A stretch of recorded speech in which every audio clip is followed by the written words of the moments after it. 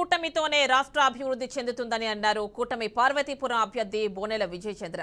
TDP super 6 పథకాలపై ప్రజలకు ఎంతో విశ్వాసం ఉందన్నారు. వైసీపీ ప్రభుత్వాన్ని గద్దె దించేందుకు ప్రజలు సిద్ధంగా ఉన్నారంటోన్న బోనెల విజయచంద్రతో మా correspondent Narasimha face to face.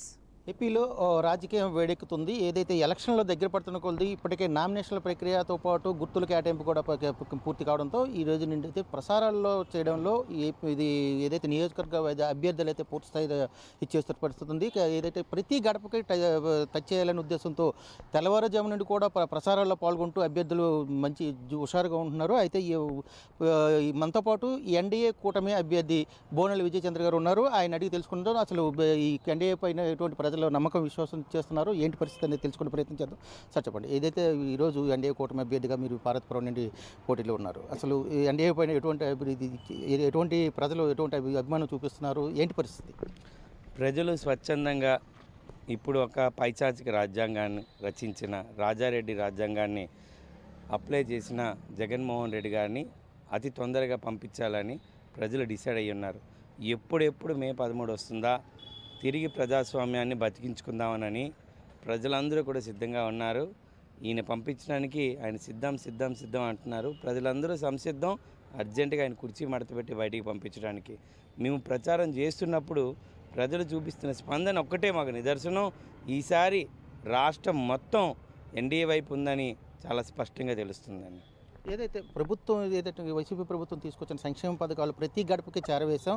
దీంతో మాకు వచ్చే ఎన్నికల్లో ఎటువంటి కూటమిగా వచ్చిన ఎంతమంది కూటమిగా వచ్చిన మాదే విజయం తథ్యం, మేము కంపల్సరీ గెలిచి తీరుతాం మా అభ్యర్థులు కూడా అని చెప్పి వైసీపీ చెబుతుంది. దీనిపైన ఏంటంటే అవి నవరత్నాలు కాదండి, నకిలీ రత్నాలు. ఆయన స్కీమ్లు ఇవ్వలేదు, పెద్ద స్కాములు చేశాడు. బీసీలకు కానీ, ఎస్సీలకు కానీ, ఎస్టీలకు కానీ రాజ్యాంగబద్ధంగా రావాల్సిన పథకాలన్నీ కూనీ చేసి క్యాన్సిల్ చేసి వాళ్ళకి బదులు షెడ్యూల్ కాస్ట్, షెడ్యూల్ ట్రైబల్ని స్పెషల్గా చూడాల్సిన అవసరం ఉంది. వాళ్ళకి సప్లై నిధులు కూడా ఉంటాయి. ఆ నిధులను కూడా దారి మళ్లించి జోబులో వేసుకున్న వ్యక్తి జగన్మోహన్ రెడ్డి. ఏ విషయంలో కానీ అన్నిట్లో ఫెయిల్. ఆయన అడ్మినిస్ట్రేషన్లో ఫెయిల్, మేనేజ్మెంట్లో ఫెయిల్, సామాజిక వర్గానికి న్యాయం చేయడంలో కూడా ఫెయిల్ అయ్యాడు.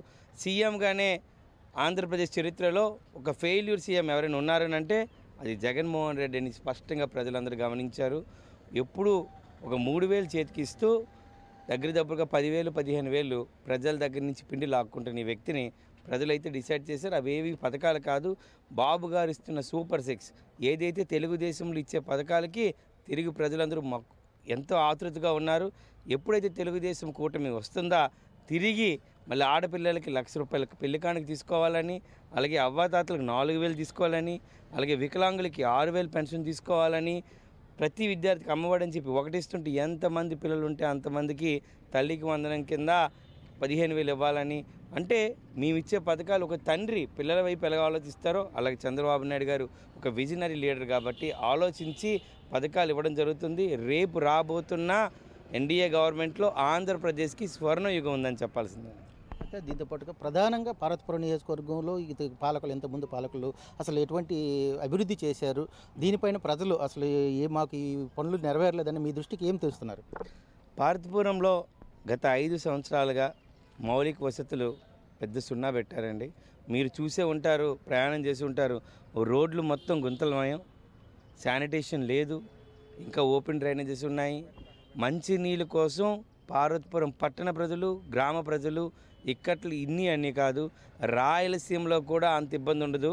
కానీ పార్వతీపురంలో 2 జీవనదులు ఉన్నాయి, నాగావళి, వంశధార పక్కనే ఉన్నాయి.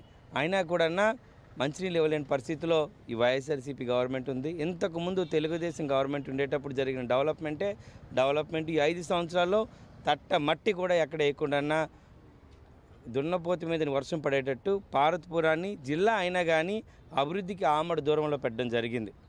ప్రజలందరికీ తెలిసి ఈ విషయం. మీరు రేపు అధికారంలోకి వస్తే మిమ్మల్ని ప్రజలు ఎన్నుకుంటే ప్రజలకి ఎటువంటి చేస్తున్నారు, ఏ హామీలు రేపు నెరవేర్చబోతున్నారు? మేము అధికారంలో రావడం జరిగిన వెంటనే మౌలిక వసతులు ఏవైతే చెప్పామో ఇక్కడ విద్య ఇప్పటికీ డిగ్రీ చదువుకున్న తర్వాత పీజీలకు చదవాలంటే బయటికి వెళ్తున్నారు. విద్యా ఇన్స్టిట్యూషన్స్ తీసుకురావడం జరుగుతుంది, పీజీ కాలేజీలు పెట్టడం జరుగుతుంది. హాస్పిటల్ అనేది అత్యవసరం ఇక్కడ. అది అత్యాధునిక అంగులతోని సదుపాయాలతో కూడిన హాస్పిటల్ తీసుకురావాలని ఆలోచనతో 200 బెడ్ల హాస్పిటల్ తీసుకురావాలనుకుంటున్నాం. దానికి అటాచ్డ్గా మెడికల్ కాలేజ్ కూడా పెట్టాలనేది ప్రపోజల్ పెట్టున్నాం. నిరుద్యోగం రాష్ట్రం మొత్తం ఒకలాగా ఉంటే పార్వతీపురంలో మరీ దారుణంగా ఉంటుంది. దీన్ని 50 to 60% నిరుద్యోగులు ఇక్కడ ఉన్నారు. వీళ్ళందరి కోసం ఆగ్రో ప్రాసెసింగ్ యూనిట్లు తీసుకొచ్చే బాధ్యత మాది.